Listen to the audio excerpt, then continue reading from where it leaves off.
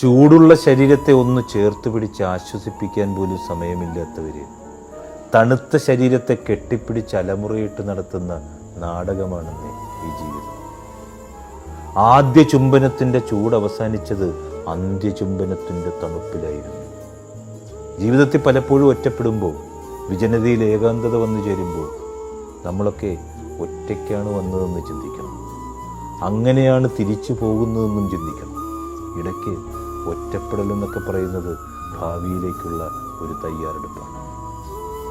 സമ്പാദിച്ചു വെച്ചതിൽ നിന്ന് ഒരു നയാ പൈസ പോലും ഒരാളും കൂടെ കൊണ്ടുപോകുന്നില്ല. കൂടെ കൊണ്ടുപോകാത്തതിനെ കൂടെ കൊണ്ടു നടക്കുന്നതും അതിൻ്റെ കൂടെ നടക്കുന്നതും അതിനുവേണ്ടി നടക്കുന്നതും ഒരു തരത്തിൽ പാഴ്വേലയാണ്. ഈ ഭൂമിയിൽ നിന്നാരും ജീവനോടെ പുറത്തു വരില്ല എന്നത് വളരെ സത്യമായ കാര്യമാണ്.